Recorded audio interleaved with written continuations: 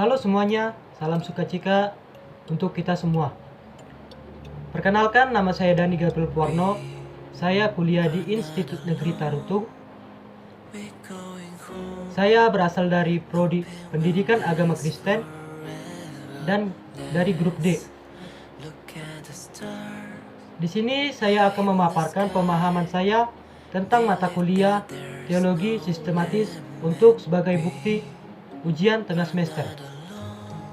Materi yang dapat saya sampaikan yang pertama adalah mengenai antropologi, yaitu pengajaran tentang manusia. Kita mulai dari pengertiannya. Antropologi berasal dari kata Yunani. Yang pertama, anthropos yang berarti manusia, dan logos berarti ilmu atau pengetahuan. Jadi, kita dapat menyimpulkan antropologi adalah ilmu tentang manusia. Antropologi lebih memusatkan perhatiannya kepada ilmu atau pengetahuan tentang asal-usul manusia, perkembangannya, baik fisik maupun budayanya, cara hidup, bahasa, adat istiadat, kepercayaan, dan pandangan hidupnya. Oleh karena itu, mempelajari antropologi adalah mempelajari manusia sebagai makhluk biologis dan makhluk sosial, budayanya, sehingga cakupannya itu sangat luas. Kita akan membahas mengenai antropologi secara teologi. Pengertian antropologi secara dalam teologi yaitu ilmu yang menyelidiki manusia dalam hubungannya dengan Allah. Kita mulai yang kedua dari manusia dan penciptaan. Penciptaan manusia yang dilakukan oleh Allah diawali dengan menciptakan langit dan bumi, seperti ditulis dalam Alkitab, yaitu Kejadian 1 ayat 1.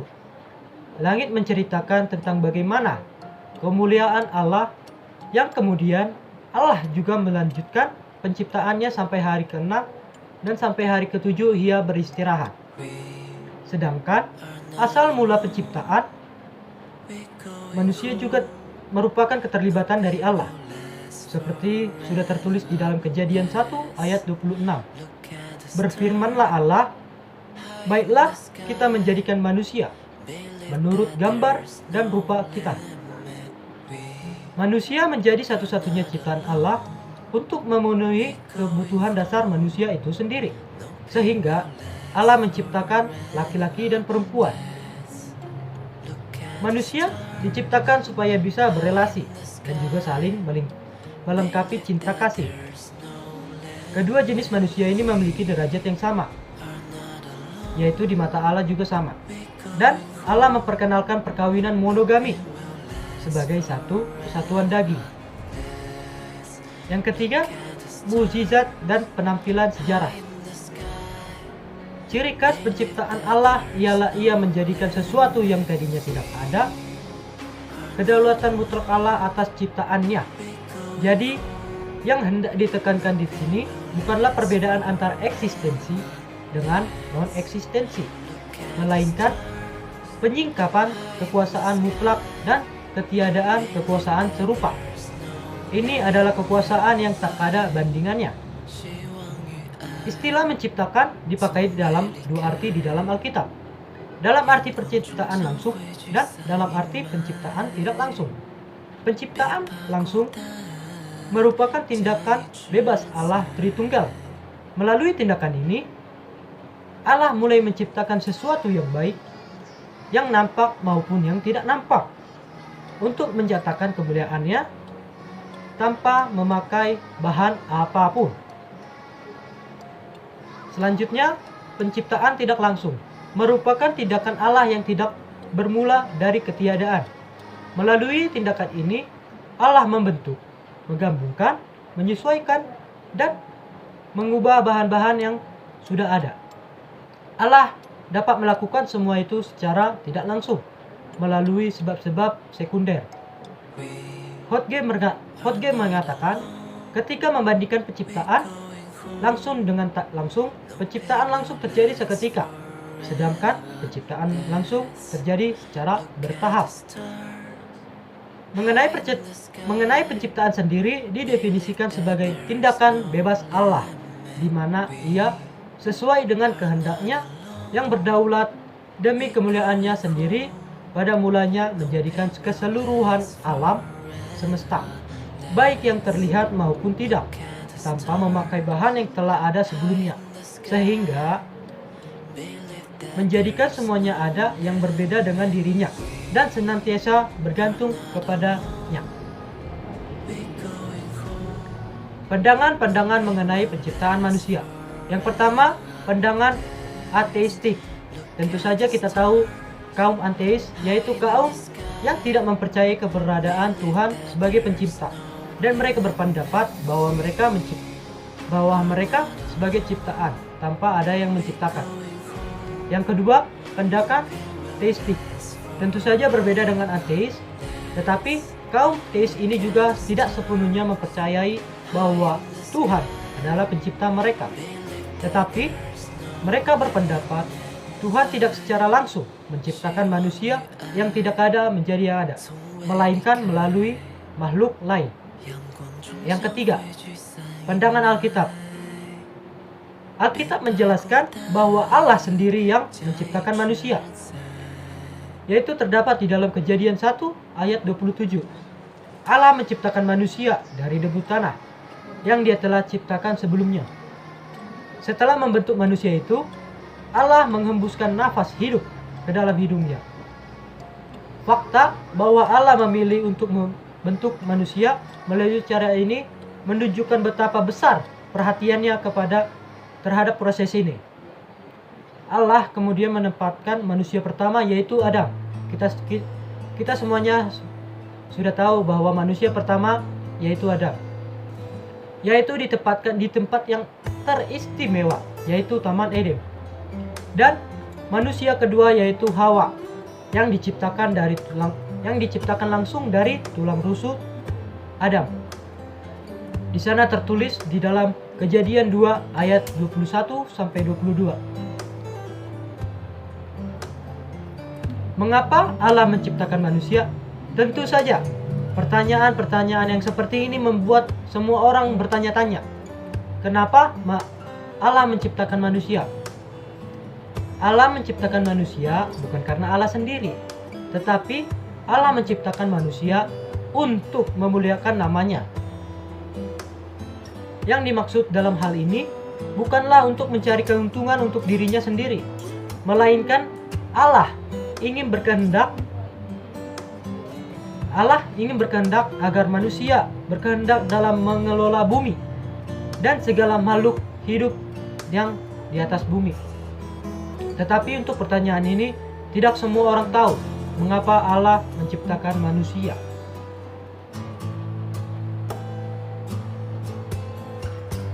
Dan yang terakhir adalah manusia sebagai gambar dan rupa Allah. Gambar dan rupa Allah ini adalah suatu kualitas yang menjadikan manusia istimewa di dalam hubungannya dengan Allah. Kenyataan bahwa manusia adalah gambar dan rupa Allah menjadikan manusia berbeda dengan binatang dan dengan semua makhluk yang lain. Jadi, jika ada yang berpendapat kita manusia adalah berasal dari binatang, itu tentu saja salah, sebab semuanya sudah tertulis di dalam Alkitab. Sejauh ini kita dapat belajar dari Alkitab bahwa malaikat pun tidak dapat mendapatkan kemuliaan ini. Wow, luar biasa. Walaupun kadang-kadang malaikat dikatakan seolah-olah memiliki kemuliaan sedemikian, Alkitab menegaskan pula bahwa manusia satu-satunya makhluk ciptaan yang segambar dan serupa dengan Allah, yang memiliki kekuasaan untuk menguasai segala ciptaannya yang lain, untuk menghakimi dunia dan untuk menghakimi malaikat-malaikat, yaitu terdapat di dalam 1 Korintus 6 ayat 2-3. Natur manusia. Yang pertama, trikotomi, yaitu petuah yang mengatakan bahwa diri manusia terbagi menjadi 3 anggota. Yang pertama roh, jiwa, dan tubuh. Tetapi Allah menciptakan manusia dalam 3 unsur ini, di mana sudah tertulis di dalam Ibrani 4 ayat 12. Yang kedua, diktomi, yaitu diri manusia mampu dibedakan dalam 2 anggota, yaitu jiwa yang bersifat rohani dan tubuh yang bersifat jasmani. Pandangan ini diklaim memiliki dasar dari Alkitab. Konsep dikotomi berlainan dengan dualisme yang juga memisahkan antara tubuh dan dengan jiwa manusia. Yang ketiga, monoisme. Manusia yang utuh atau tidak dipisah-pisahkan. Ketika keberadaan manusia dalam satu kesatuan, yang utuh itu adalah yang ideal. Itulah sebabnya di dalam Alkitab sesudah kematian manusia akan meninggalkan tubuh. Akan tetapi setelah kedatangan Yesus membuat manusia yang diselamatkan akan menerima kebangkitan tubuh. Tubuh dan jiwa. Kejadian 2 ayat 7. Tuhan terlebih dahulu membentuk tubuh, setelah itu memberi jiwa. Kebanyakan orang berpendapat bahwa tubuh adalah sumber dosa. Ini salah, karena sumber dosa sebenarnya terdapat di dalam jiwa seseorang. Tubuh harus kembali menjadi debu, tetapi itu bukan karena bentuk asalnya, melainkan berasal dari dosa sendiri. Hubungan tubuh dan jiwa adalah sesuatu yang tidak sepenuhnya dimengerti semua orang. Jiwa memang dapat mempengaruhi tubuh, dan juga sebaliknya, tubuh dapat mempengaruhi jiwa. Jadi kedua hubungan ini harus dijaga dengan baik. Kehendak hidup manusia. Masalah tentang kehendakan bebas manusia merupakan problem yang cukup banyak didiskusikan oleh banyak kalangan. Kadang diskusi ini memanas karena ambiguitasi dari berbagai istilah yang dipakai. Istilah-istilah seperti ini yaitu free atau bebas, ya, yang kedua kebebasan atau freedom, yang ketiga kemerdekaan atau liberty, yang keempat keleraan atau volition, dan yang kelima kehendak atau will. Bisa dipakai dengan makna yang begitu beragam sehingga pihak-pihak berdiskusi mungkin berselisih pandang sementara menggunakan kata-kata yang sama.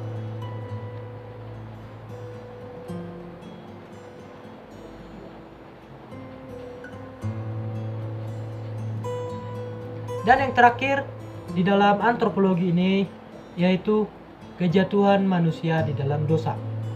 Kejadian 3 ayat 1 sampai 24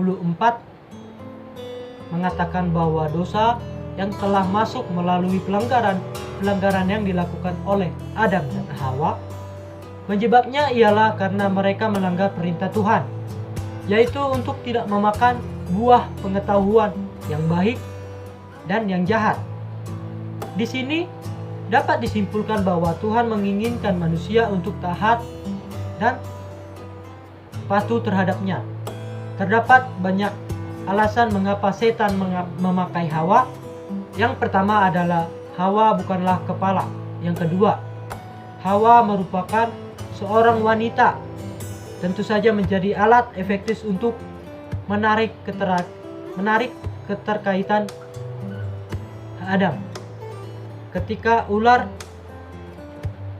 memakai ular dikarenakan hewan yang paling cerdik sehingga dapat menipu segalanya yang ada di sekitarnya. Dan kita akan memasuki di dalam materi yang kedua.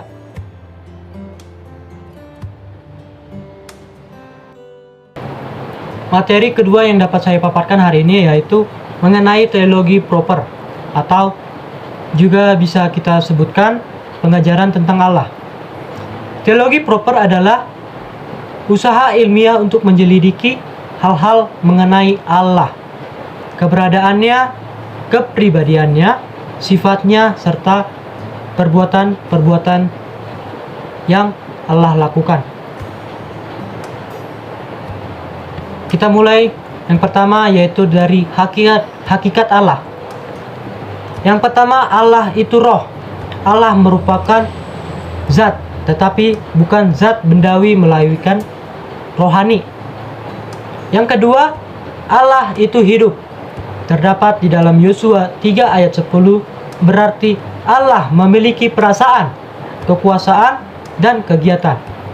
Yang ketiga, Allah itu pribadi. Yaitu kita akan memasuki keberadaan Allah. Yang pertama, bukti Alkitab. Orang berdosa hanyalah memperoleh pengetahuan tentang Allah setelah dilahirkan kembali oleh Roh Kudus pada waktu mereka mendengarkan Injil. Yang kedua, bentuk penyangkalan terhadap keberadaan Allah.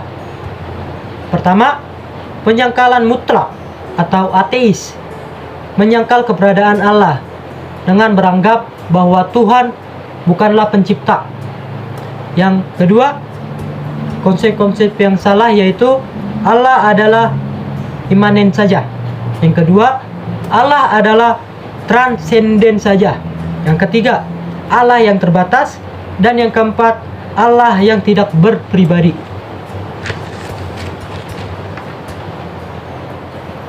Argumentasi rasional tentang keberadaan Allah, yaitu yang pertama, krismologi, antara sebab dan akibat. Yang kedua, teologi. Yang ketiga, moral. Yang keempat, ontologi. Yang kelima, historis atau enologis. Nama-nama Allah.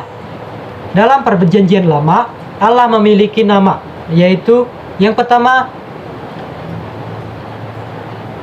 Yahweh. Pertama kali disebutkan oleh Musa. Kepada Musa Allah menyatakan dirinya sebagai Aku adalah Aku. Kejadian 3 ayat 15. Yang kedua, Adonai, yang berarti Tuhan. Yang ketiga, Elohim dan Elyon Elohim adalah nama Allah terdapat di dalam Ulangan 6 ayat 4. Yang keempat, nama-nama gabungan, diantaranya El Shaddai, Allah yang Maha Kuasa. El Elyon, Allah yang Maha Tinggi. El Okem, Allah yang kekal. El Eroi, Allah yang Maha Melihat. Di dalam Perjanjian Baru, nama Allah yaitu Theos, yang berarti Allah yang Maha Esa, kudus, benar, dan pencipta. Yang kedua, Kurios, yang berarti seperti Yahweh di dalam Perjanjian Lama.